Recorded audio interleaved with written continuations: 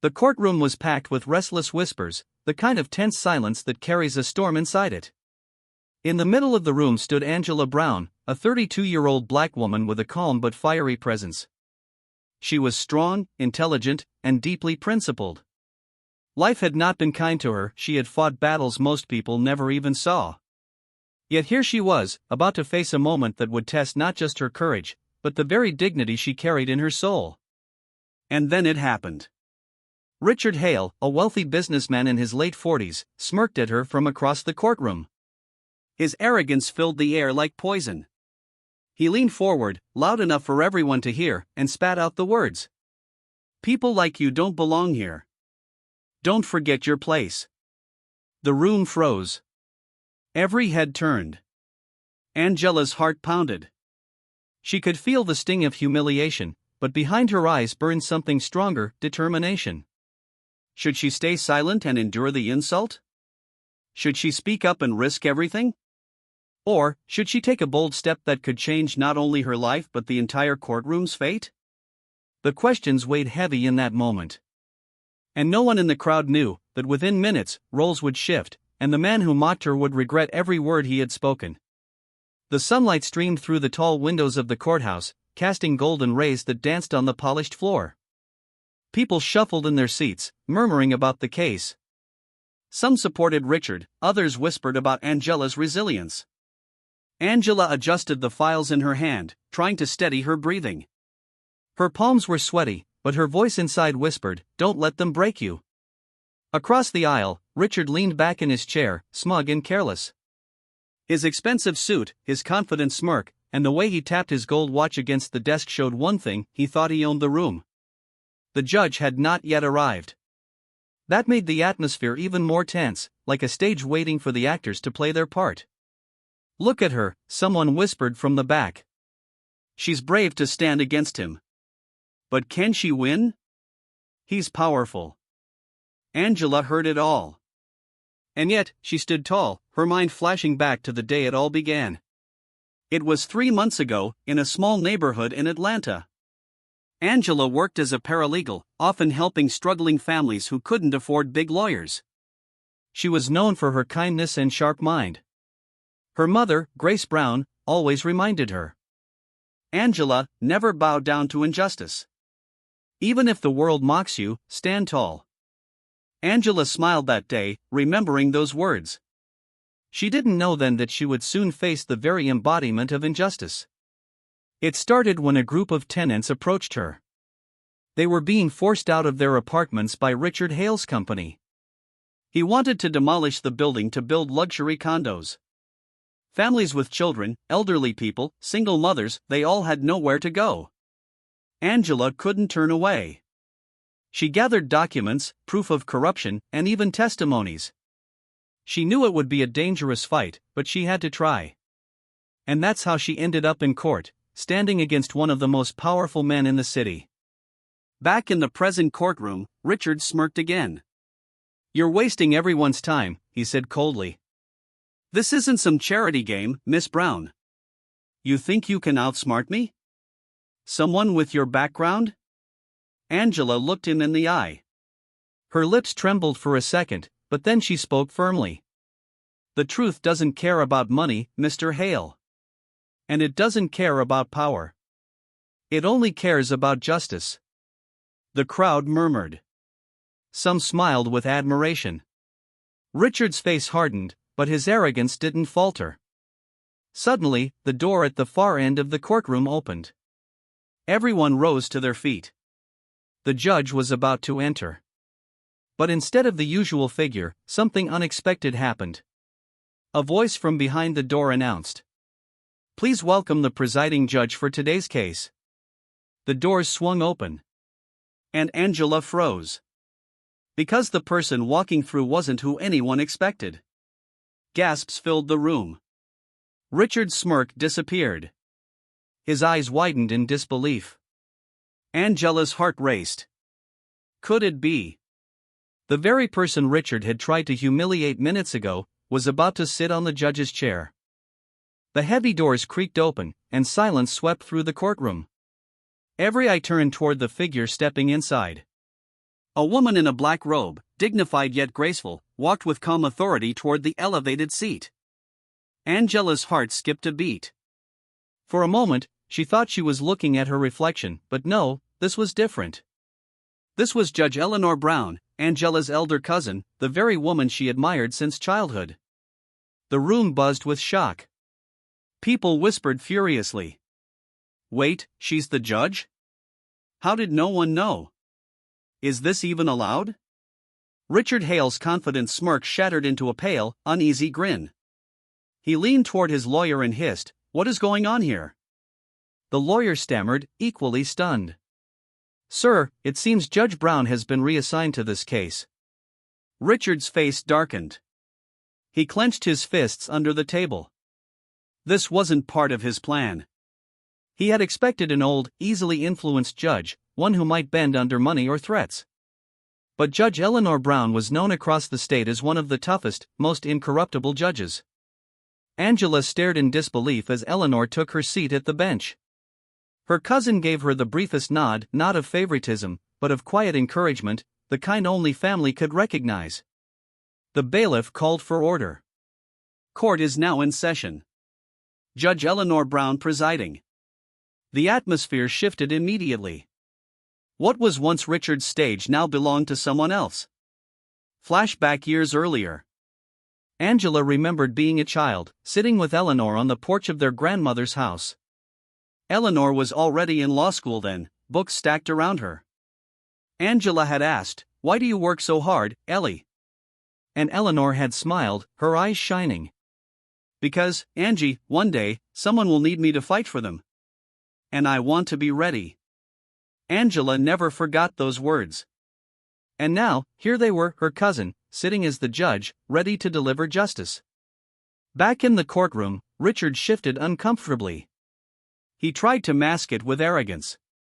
"Your Honor," he began, his voice dripping with false respect, "surely there is a conflict of interest here. This woman," he pointed at Angela with disdain, "is related to you. I demand a different judge." The courtroom gasped. Everyone's attention went to Eleanor. But Eleanor's calm, unwavering gaze silenced the noise. "Mr. Hale," she said firmly, her voice steady as stone, "the law does not allow me to preside over cases involving immediate family. But Miss Angela Brown is not a direct party in this case. She represents the tenants, not herself. Therefore, I remain impartial." Richard's jaw tightened. He wanted to protest, but the logic was unbreakable. Eleanor had spoken the truth legally, there was no conflict. Angela lowered her eyes, hiding a small, hopeful smile. For once, the balance had shifted in her favor. The hearing began. Documents were presented, testimonies read aloud. Angela spoke with courage, presenting evidence of Richard's company evicting families illegally. She held up photographs of broken apartments, signed letters, and bank records. "Your Honor," Angela said clearly, "these families are being thrown out not because of law, but because of greed. Children are left without homes, elders without shelter, all for the sake of luxury towers." The courtroom murmured with sympathy. Mothers in the audience wiped their tears. A young boy clutched his father's hand tighter. But Richard wasn't done. He stood, towering with fake confidence. "This is nothing but emotional drama," he declared. "These people signed contracts. They knew what they agreed to. And if they can't afford better housing, that's not my problem."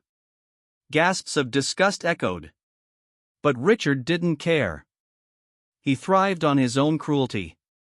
Angela felt anger boil inside her, but she kept her composure. "Your Honor, I have one more document to submit." She slid a paper across the table. It was a hidden contract, one Richard never thought would be discovered. A contract showing bribes to city officials to speed up demolitions, violating multiple laws. The room erupted. Reporters scribbled furiously. Even the bailiff looked stunned. Eleanor leaned forward, scanning the document. Her eyes narrowed. "Mr. Hale, do you deny these payments?" Richard hesitated. His lawyer whispered frantically. "Deny everything, sir. We can fight this." Richard straightened up. Of course, I deny it. This is fabricated evidence. Angela's lips curved into a determined smile. Then perhaps Mr. Hale would allow us to question the very official who signed this contract? At that moment, the courtroom doors opened again. A man in a gray suit walked in nervously. He was none other than Councilman Roberts, one of the city officials Richard had bribed. His face was pale, his eyes full of guilt. The crowd gasped louder than before. Even Richard lost his breath for a second. Angela's voice cut through the silence. Your Honor, this witness has agreed to testify and reveal the truth about Mr. Hale's corruption. The entire courtroom leaned forward. Reporters' cameras flashed. Richard's empire of lies was beginning to crack. But just as Angela felt victory within reach, Richard suddenly slammed his hand on the desk and shouted, "This is outrageous! I will not sit here and watch a circus against me." He stood, glaring at Angela. His eyes burned with a threat she could not ignore. "You don't know who you're dealing with," he growled. "If you continue this, you'll regret it. Mark my words." Angela froze. A shiver ran down her spine. For the first time, she saw not just arrogance in Richard's eyes, but something darker. A dangerous promise.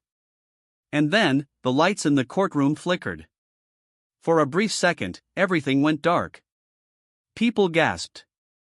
When the lights returned, Councilman Roberts was gone. The seat where he had been sitting was empty. The witness had vanished. Angela's heart dropped. Richard leaned back slowly in his chair, his smirk returning. He whispered coldly, only loud enough for her to hear. "You can't win against me. I always play in the shadows." The case had just taken a terrifying turn. The courtroom was in chaos. Murmurs turned into shouts, people stood up, and the bailiff tried desperately to restore order. "Silence! Silence in the court," he yelled, banging his gavel. But no one could ignore what had just happened. A key witness, the very man who could destroy Richard Hale's empire, had disappeared in plain sight. Angela's chest tightened. Her mind raced. Where did he go? Was he taken? Did he run? Judge Eleanor Brown's sharp voice cut through the noise. "Enough! This court will not turn into a circus. Bailiff, search the building immediately. No one leaves until Councilman Roberts is found." The bailiff and officers rushed out. Richard leaned back in his chair, smirking like a man who had already won. He tapped his gold watch again, slow and deliberate. "Pathetic," he muttered under his breath. "They really thought they could corner me." Angela heard him. Her blood boiled, but she forced herself to stay calm. Losing her temper now would only give him more power. She remembered her mother's words. "Injustice is loud, Angela. But justice is patient. Let patience be your weapon." The hearing was suspended for the day. People left the courthouse buzzing with rumors. Roberts was kidnapped. No, he must have escaped. This is Hale's doing. Everyone knows it. Angela packed her files slowly, her mind heavy with dread. Just as she was leaving, Eleanor called her into chambers. Inside, the atmosphere was calmer. The judge removed her robe and sighed deeply. "Angela, this is dangerous. If Roberts doesn't testify, the case weakens. And if Richard truly has the power to make a witness vanish inside a courtroom, then we're dealing with something bigger than corruption." Angela's voice trembled. "Do you think he'll come after me too?" Eleanor looked her straight in the eye. "He already has." That night, Angela drove home through quiet streets. The city lights glowed, but her heart felt heavy. She thought about the families depending on her. The children she had promised safety to. If she failed, they would all lose everything. As she parked outside her small apartment, she noticed something strange. A black SUV sat across the street, engine idling. Its headlights flickered once, twice, then went dark. Angela froze. She quickly grabbed her bag and hurried inside, locking the door behind her. Her phone buzzed with a message from an unknown number. "Stop digging, or you'll end up like him." Her hands shook. She dropped the phone on the couch, fear rushing through her veins. But then she clenched her fists. "No. I won't let him scare me." Angela pulled out a folder from her drawer. Inside were copies of every document she had collected, including the bribery contract. She had hidden duplicates in 3 different locations, just in case. "If he thinks fear will silence me," she whispered to herself, "he doesn't know me at all." The next morning, Angela returned to the courthouse. The families she represented waited for her outside, their faces filled with worry. A mother named Linda held her daughter's hand tightly. "Miss Brown, is it true? Did they hurt the councilman?" she asked, tears brimming. Angela knelt to meet the little girl's eyes. "No matter what happens, I promise you, I will not stop fighting. No one will take your home away." The girl hugged her tightly, and for a moment, Angela felt her strength return. Inside, the case resumed. Richard arrived late, as if he owned time itself. He smirked at Angela when he entered. Judge Eleanor began, "Due to the disappearance of Councilman Roberts, today's session will focus on remaining evidence." Angela stood, presenting her case with unwavering voice. She spoke of families evicted without notice, of inspectors bribed to ignore safety hazards, of money hidden in offshore accounts. But Richard was ready. His lawyer objected at every step, dismissing evidence as incomplete or inadmissible. Slowly, Angela felt her case slipping. Then Richard himself stood, pacing like a predator. "These accusations are absurd. This so-called evidence could have been forged. Look at her," he sneered, pointing at Angela. "A woman with no real experience. Do you really believe she discovered all this by herself? Or is she being used by someone desperate for attention?" The courtroom fell silent. His words cut deep. Angela felt every eye on her. Doubt rippled through the crowd. But she raised her chin. "Your Honor, the truth doesn't need wealth to stand. It only needs courage." Gasps echoed. Eleanor's eyes softened with pride. But before Angela could continue, the doors at the back slammed open. Everyone turned. A man stumbled in, bruised, his clothes torn. It was Councilman Roberts. The courtroom erupted in shock. Reporters leapt to their feet, cameras flashing. The bailiff rushed to support him. Angela's eyes widened. "Roberts, you're alive." He struggled to speak, his voice hoarse. "They tried to silence me. But I escaped. And I will testify." Richard's face turned pale for the first time. His mask of arrogance cracked. But before relief could settle in, Roberts added something chilling. "And it wasn't just Hale. There's someone else, someone powerful, behind all this." The crowd gasped louder than ever. Even Judge Eleanor leaned forward, her composure shaken. Councilman Roberts gripped the stand, his body trembling. The courtroom was frozen in silence, hanging on his every word. His face was pale, his lips cracked, but his eyes burned with determination. "Your Honor," he croaked, "I must tell the truth before it's too late. Richard Hale paid me to sign off on demolitions. But he wasn't the one truly in charge." Murmurs spread like wildfire. People leaned closer. Cameras flashed. Eleanor's voice was calm but firm. "Mr. Roberts, if you are implying that a higher authority was involved, you must provide proof. This court does not run on rumors."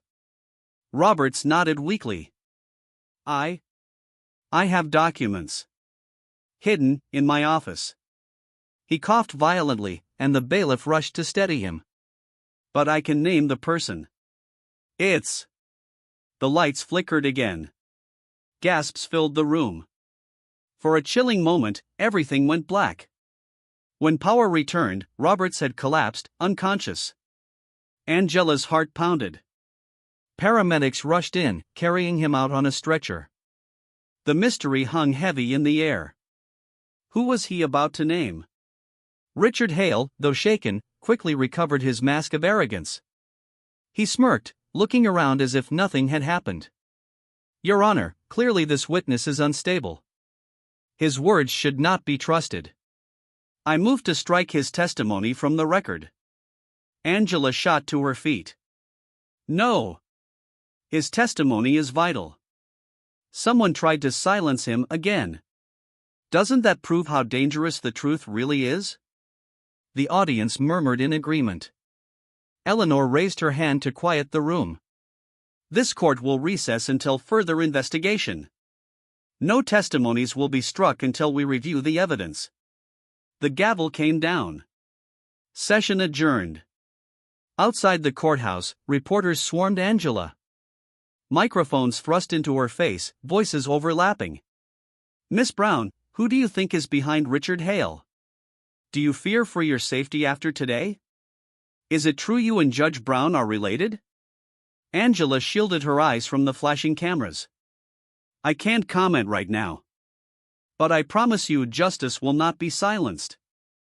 As she walked toward her car, Richard's voice stopped her cold. You're playing with fire, Angela, he said, leaning against his luxury car, his smile cruel. You don't even know who you're really fighting. You think I'm the enemy? I'm just the front man. The real power, you can't even imagine. Angela stared at him, her pulse racing. Then maybe it's time someone did imagine, she shot back, forcing confidence into her voice. Richard leaned closer, whispering so only she could hear. You should have walked away when you had the chance. Now, it's too late. He slid into his car and drove away, leaving Angela shaken. That night, Angela couldn't sleep. She sat at her kitchen table, files spread everywhere. Her phone buzzed again with another unknown message. Stop. Or your family will pay. Angela's chest tightened. She thought of her mother, Grace, sitting alone in their family home. She thought of Eleanor, her cousin, risking her career to oversee the case. Her fear turned into fury. She whispered to herself. If they think they can scare me with threats, they've underestimated the wrong woman. She picked up her phone and dialed a number. Detective Harris? It's Angela. I need your help. Off the record. The next morning, Angela met Detective Harris, a grizzled but sharp-eyed officer who had seen the city's worst. They sat in a quiet cafe, away from curious ears. Harris leaned forward. Angela, I've been following the Hale case. You're brave, but you're stepping into something dangerous. Richard isn't just a businessman, he's a pawn. The real puppeteer is someone higher. Someone tied into politics, maybe even law enforcement. Angela frowned. Do you know who? Harris shook his head. Not yet. But Robert's documents could hold the answer. If he hid them, we need to find them before they vanish or before someone makes them vanish. Angela nodded, determination blazing in her eyes. Then we go to his office tonight. That evening, Angela and Harris arrived at Robert's downtown office. The building was dark, eerily quiet. They slipped inside, their footsteps echoing in the empty halls. Inside his office, papers were scattered, drawers open, someone had already searched the place. Angela's heart sank. Too late, Harris muttered. But then Angela spotted something. A family photo on Robert's desk. She picked it up, and her fingers brushed against the frame's edge. Something felt loose. She pulled gently, and a hidden compartment popped open.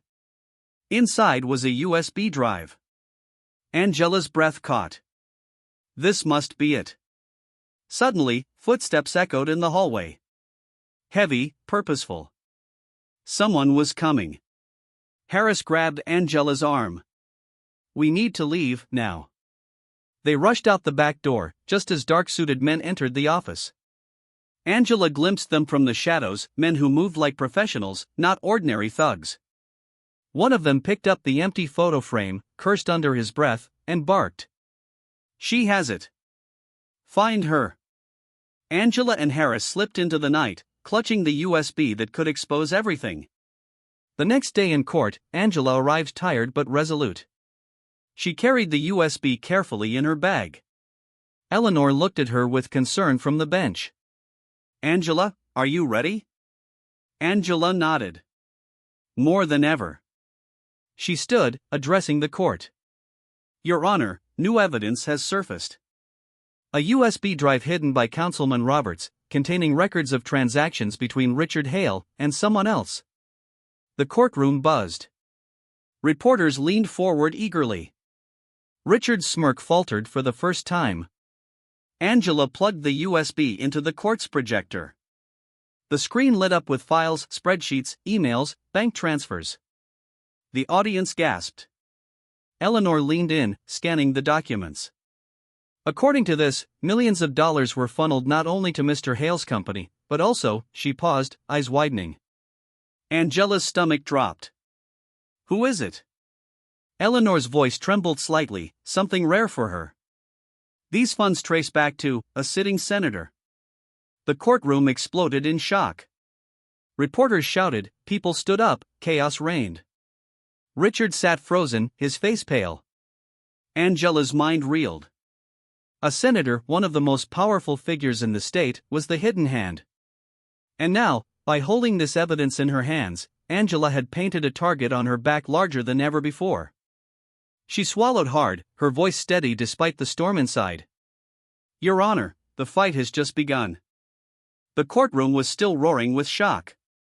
A senator's name whispered across the walls like a curse. Journalists rushed out to break the story, families gasped in disbelief, and even Judge Eleanor struggled to keep order. Richard Hale sat frozen, his arrogant mask broken. He wiped sweat from his brow, muttering to himself. For the first time, he looked small. But Angela knew he wasn't defeated. Not yet. Eleanor's gavel banged furiously. Order! Order in the court. This session is adjourned until tomorrow morning. Security will escort the evidence to a safe facility for review. The gavel came down. The trial was paused. Angela closed her bag around the USB, holding it as if her life depended on it. And maybe it did. That night, she didn't drive straight home. She knew eyes were watching. Instead, she circled the city twice, changed taxis, and finally slipped into her apartment quietly. But the moment she opened the door, she froze. The lights were already on. Her mother, Grace Brown, sat trembling on the couch. A bruise marked her arm.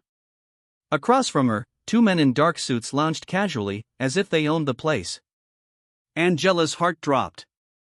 Mom! She rushed forward, but one of the men blocked her. Careful, Miss Brown, he said coldly. You wouldn't want to upset the senator. Angela's voice shook with fury. You touched my mother? The man smirked. Consider it a warning. That USB doesn't belong to you. Hand it over, and this ends peacefully. Grace shook her head desperately. Angela, don't. Angela's mind raced. If she gave up the USB, everything, all the families, all the sacrifices, would be lost. But if she resisted, her mother's life was in danger. She clenched her fists. No deal. The man sighed. Wrong choice. In an instant, the men lunged forward. Angela grabbed her mother and shoved her toward the bedroom, slamming the door shut behind her. One man swung at Angela, she ducked, grabbed a lamp, and smashed it across his face. The second man pulled a knife. Angela's pulse raced. She wasn't a fighter, but desperation gave her strength. She dodged again, grabbed her bag, and bolted for the door. The men chased, shouting. Angela sprinted into the night, clutching the USB like a lifeline. She ran until her lungs burned, finally ducking into a dark alley. Her phone buzzed, it was Detective Harris. Harris, she gasped. They know. They came for me. My mom. Stay calm, Harris said quickly. I'll get your mother safe. Meet me at the safe house near Edgewood. Don't trust anyone else. Angela nodded, hanging up. She pressed her back against the wall, trying to steady her breathing. But deep down, a nagging doubt stirred. Something in Harris's voice, felt off. Hours later, Angela reached the safe house, a rundown apartment Harris had mentioned before. She stepped inside cautiously. "Harris," she whispered. The door slammed behind her. And out of the shadows stepped Richard Hale. Angela's blood ran cold. Harris appeared next, his face grim. "I'm sorry, Angela," he muttered. "You don't understand the power you're up against." "I couldn't fight it. No one can." Angela's heart shattered. Betrayal. The one ally she trusted most had sold her out. Richard chuckled darkly. "You were clever, I'll admit. But you should have known everyone has a price. Even your detective friend here." Angela's eyes burned with tears, but her voice stayed strong. "You think betrayal will break me? You're wrong. Justice doesn't die just because men like you buy silence." Richard stepped closer, fury flashing in his eyes. "You don't get it, do you? This isn't about money anymore. This is about power.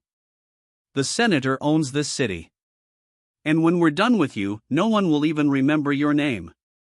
He reached for the USB in her hand. Angela took a deep breath. And then, she did the unthinkable. She smashed the USB drive against the wall, shattering it into pieces. Richard froze, his face twisting in rage. "You fool! That was your only chance." Angela's lips trembled, but her eyes stayed defiant. "No. I made copies. And they're already out of your reach." Richard's face went pale. Harris cursed under his breath. Angela forced a smile, though her heart was pounding. "You can kill me. You can threaten me. But the truth is already moving. You can't stop it now." The men tied her to a chair, furious but uncertain. Hours passed in silence. Finally, Richard received a call. He listened, then smiled cruelly. "Well, Miss Brown, looks like your little bluff has been called. Our friends searched everywhere. No copies. Nothing." Angela's stomach sank. Had her plan failed? Richard leaned close, whispering like venom. "Tomorrow, in court, you will stand down. You will withdraw your case. Or your mother's life ends." Angela's eyes widened. "You wouldn't." "Oh, I would," Richard hissed. "And you know I can." He stood, straightening his suit. "Sleep well, Miss Brown. Tomorrow is your last day in the light." The men left, locking her inside. Angela sat alone in the dark room, her wrists raw from the ropes, her heart breaking. She thought of her mother, of Eleanor, of the families waiting for justice. She thought of the humiliation Richard had spat at her in that courtroom, and how far she had come. And she whispered through tears, "God, give me strength. Because tomorrow, I will not bow." But as the night dragged on, footsteps returned outside the door. The knob turned slowly. Someone was coming. Friend or foe? Angela held her breath. The door creaked open. Angela tensed, her breath caught in her throat. A figure slipped inside, not Richard, not his men.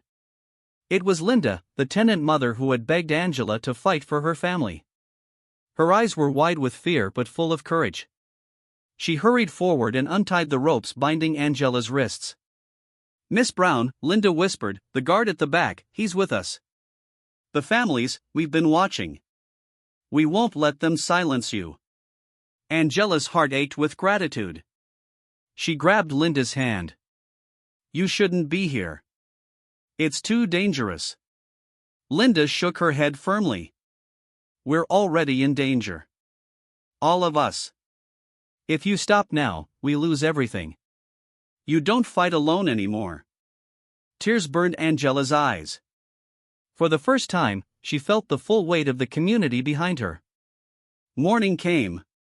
The final day of the trial. The courthouse overflowed with reporters, activists, families, and curious citizens. Word had spread this was no longer just about apartments. It was about corruption at the highest levels. Angela walked in slowly, her wrists still bruised, but her head held high. Linda and other tenants flanked her like an army of quiet strength. Richard Hale sat at the defense table, smug once again, though his eyes betrayed unease. And in the shadows of the courtroom, men in dark suits sat watching, the senator's people. Judge Eleanor entered, her robe flowing, her face calm but steely. Court is now in session. Angela stood, her voice trembling but resolute. Your Honor, I may not have the USB drive. But the truth isn't gone. Because last night, before they came for me, I released copies of the evidence to every major news outlet in this city. The courtroom exploded in gasps. Reporters scrambled with phones, confirming the breaking headlines. Screens lit up with news alerts, Senator linked to massive housing scandal. Richard leapt to his feet, shouting, "She's lying. This is all fabricated." But at that moment, the doors at the back burst open. Federal marshals marched in, flanking Councilman Roberts, who had recovered enough to stand. "I have the originals," Roberts declared, lifting a folder. His voice was weak but clear. "And I'm ready to testify. Everything she said is true." Chaos erupted. Richard's face drained of all color. He stumbled back, muttering, "No, this can't be happening." The senator's men rose to leave, but the marshals blocked the doors. The trap had closed. Testimony after testimony unraveled Richard's empire. Roberts detailed every payment, every secret meeting. Bank records flashed on the screen. Families told their stories through tears. Richard tried to object, but his lawyer sat frozen, unable to fight the tidal wave of truth. Finally, Judge Eleanor lifted her gavel. Her voice rang through the room like thunder. "Richard Hale, you stand accused of bribery, corruption, fraud, and conspiracy. And now, with overwhelming evidence and witness testimony, this court has no choice but to rule guilty on all counts." The gavel slammed down. The courtroom erupted, cheers, sobs of relief, chants of justice. Reporters flooded the aisles. Families embraced one another, crying into each other's shoulders. Angela sat frozen, her chest rising and falling. Tears rolled down her cheeks. She looked at Richard, who was being led away in handcuffs, his once arrogant face twisted with rage and fear. Their eyes met one last time. "You tried to humiliate me," Angela whispered under her breath. "But in the end, you humiliated yourself." Hours later, outside the courthouse, Angela stood on the steps. Dozens of cameras pointed at her. Families surrounded her. Eleanor stood at her side, proud and unwavering. Angela raised her voice, her words carrying across the crowd. "This was never just about me. This was about us, every person who was told they were powerless, every family silenced by greed. Today we proved that justice does not bow to money or fear. Justice belongs to the people." The crowd roared with applause. Grace, her mother, stepped forward, wrapping Angela in a trembling hug. "My brave girl," she whispered. "You didn't just fight for us. You fought for everyone." Angela closed her eyes, letting the moment sink in. The fear, the pain, the humiliation, all of it had led here. As the sun set behind the courthouse, casting a golden glow over the crowd, Angela finally allowed herself a smile. She had faced corruption. She had faced betrayal. She had stared into the face of power and refused to bow. And in the end, the very chair Richard had mocked her for standing beneath, the judge's chair, had become the symbol of her victory. Power and money may try to silence truth, but courage and unity will always rise higher. One voice can spark a movement, but when that voice is joined by many, even the mightiest corruption will fall. Because justice may stumble, justice may be delayed, but justice will never die.